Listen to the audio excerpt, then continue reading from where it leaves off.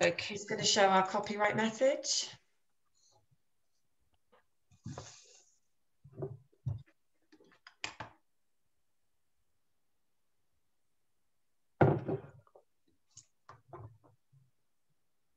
And then if we go to Rebecca for our final question. Hi, Lindsey. Our final question is around hormone health. In an earlier Ask the Expert session on the menopause, the subject of nutrition and its role in this was a common question raised by our families. Please could you explain more about how nutrition and hormone health are linked? Okay, that is such a huge topic. And, I'm glad Zoe covered a fair bit about that. I did watch her presentation as well. But yes, nutrition has a big impact on our hormone health. And what we need to bear in mind is that our hormone balance is not only our sex hormones that we become very aware of when we go through menopause. So that would be our estrogen and our testosterone and progesterone. But our hormones also include the rest of our endocrine system, like our thyroid hormones, insulin, and our stress hormones as well. So everything interacts. And as I mentioned before, our gut also impacts on these. And there is also a neurotransmitter impact on our hormones, and our hormones also impact on our neurotransmitters as well. So what's really key, the absolute foundation of good hormone balance, of supporting your hormone balance, is supporting your blood sugar levels. Because if your blood sugar levels are out of kilter, we get feelings of, it will show up as symptoms of things like cravings, so cravings for alcohol or sugar or anything really, fatigue, irritability, mood swings, depression, anxiety, weight that we can't lose, excess thirst as well as another one. And these can all be mixed up in amongst feelings that maybe we are low in estrogen or low in certain of the other hormones, but actually what it is, it's our blood sugar levels needing to be balanced.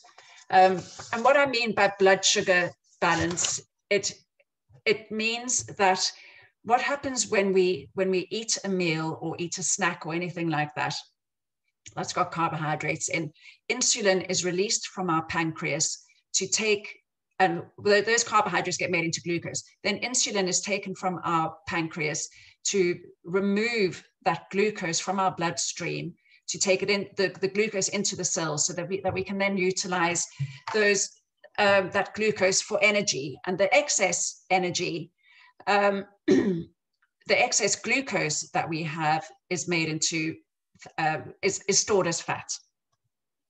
So when we have blood sugar fluctuations, there are several things that can cause these blood sugar fluctuations.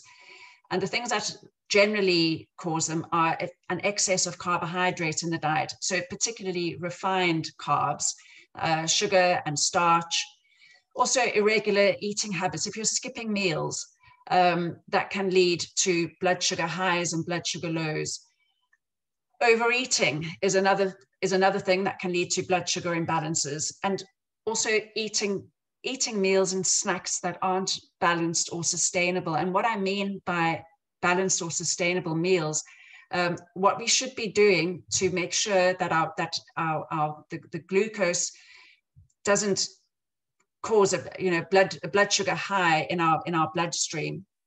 We need to make sure that it's slowly being let into our bloodstream. And the way to do it is to eat complex carbs and to have a source of protein and fat with every single meal.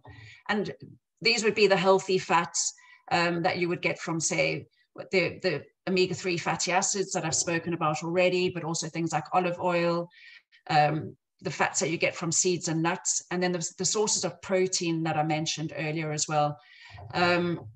So protein with each meal, and this is breakfast, lunch, and your main meal in the evening, should be roughly about the size of your palm. And a lot of us forget about this. A lot of us only really include protein with our main meal, but we should really be having it for balanced blood sugar levels. We should be having it with every meal. And it's also something, it's a good habit to instill in your children as well, to make them aware of how just eating a carb snack is going to make their blood sugar levels increase and then drop down again, which can lead to those mood swings or fatigue. So to always have fat and protein with a carbohydrate. Ideally, you should be eating enough that you've got enough energy. So from breakfast to lunch, so you've got enough energy for 5 hours, 4 or 5 hours, but that's not always possible. If you are snacking, to then follow those same principles of having carbohydrate and fat and protein in a snack. So that would be things like an apple with nut butter, or hummus and vegetable sticks, or an egg and a tomato, whatever. So all of those have got a form of protein, a form of fat, because there's fat in eggs, and a form of complex carbs as well. So that is what I mean when I say a balanced meal or sustainable meals. And I think I've given a handout that you will be able to access afterwards that gives the guiding principles to eating to balance, so that you can keep balanced blood sugar levels. Exercise also helps to keep your blood sugar levels in balance. So it doesn't have to be heavy exercise. If you are prone to insulin resistance, or to having high sugar levels, even just getting up after you've had your meal, just having a 5 or 10 minute walk, that will make a big difference to lowering your blood sugar levels again. And I talked a little bit about stress before as well. Stress stimulates the adrenal hormones, which releases, in turn, so when we stimulate the adrenal hormones, we are releasing adrenaline and cortisol. And whenever adrenaline and cortisol are released, glucose is also released from our liver. That is the stored glucose, and that is for the fight or flight reaction. So ongoing stress will have an effect on your blood sugar levels. It'll kind of perpetuate this up and down feeling. Every time you feel stressed, you're going to have an increase in your adrenaline levels. You're going to have an increase in your glucose levels, and then whatever goes up is going to come down again. And when our blood sugar levels plummet like that, that is when we get those feelings, those cravings, where we really quickly want to fix that feeling of dizziness or weakness or palpitations or sweatiness that might come from low blood sugar levels. And when our blood sugar levels drop like that, so when it drops so low, what happens is the body then again goes into a fight or flight reaction, because the body panics. So again, adrenaline is released, so our blood sugar levels go up. And like I said right in the beginning, when I was talking about, I think it was gut health, when we are in fight or flight mode and adrenaline has been released and cortisol has been released, then the body stops doing everything else, stops doing the production of sex hormones. So this is how it has a knock-on effect on our sex hormones. It also has a knock-on effect on our thyroid hormones as well. So it's our blood sugar and our stress hormones have a really, really big impact on our hormone health. It affects the production of estrogen. So if your adrenals, if you've been through the menopause and your adrenals are supposed to be doing most of the estrogen production, but if they are actually just pumping out adrenaline and cortisol all of the time, your brain is going to tell your adrenals to stop producing those sex hormones. And what happens then is that the body tries to hang on to fat, because the fat, especially around our middle, is active. It's metabolically active, and that fat produces estrogen. And so it becomes more and more difficult to lose that extra tire around your waist if you aren't managing your stress levels and if you aren't balancing your blood sugar levels.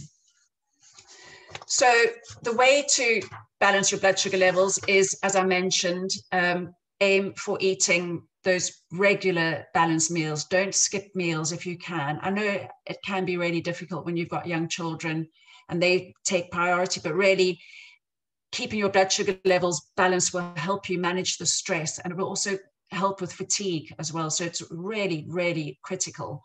So eating those regular balanced meals. I would also recommend prepping. In fact, I've recommended a recipe book as well, where you can just do, it's a whole lot of simple one sheet pan cooking, where you can throw in all of those, you can throw in your protein, your fats, and your complex carbs, and cook all of that within 15 to 20 minutes, and you've got them there. Always make enough to have leftovers, so you've got that to snack on if necessary. Eat less sugar. Sugar and coffee, any other stimulants, they are going to, like I said before, they're going to cause those blood sugar fluctuations, which again, I just reiterate, when your blood sugar plummets like that, what goes up has to go down. When it goes down like that, it is going to be releasing, you are going to be releasing adrenaline, so adding to your stress response.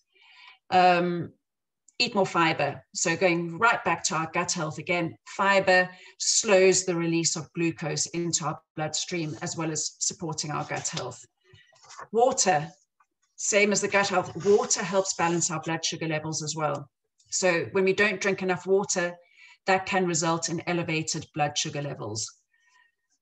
And get enough rest. That's really, really important. Give yourself a break so that you can go into rest and digest. You can just let everything calm down again. And that will support your hormone health.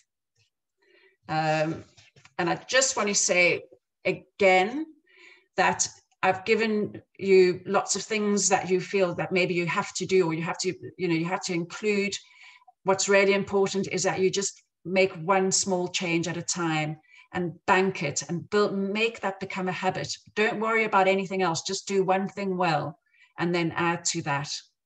And it's a process. It's an absolute process. And also another thing to also be very conscious of is that eating healthily means also indulging yourself every now and then. And I always recommend to my clients, and as how I eat, how I encourage my daughter to eat, is that 80% of the time, focus on eating well and as healthily as possible, but 20% of the time, just cut yourself a bit of slack. Enjoy that cake, enjoy a glass of wine if you don't have an addiction, like I did. But life is for living, but at the same time, we also need to look after our health. And I think that's about it. And otherwise, I'm happy to take questions. Brilliant. Thank you so much, Lindsey. That's brilliant. I'm just going to stop the recording.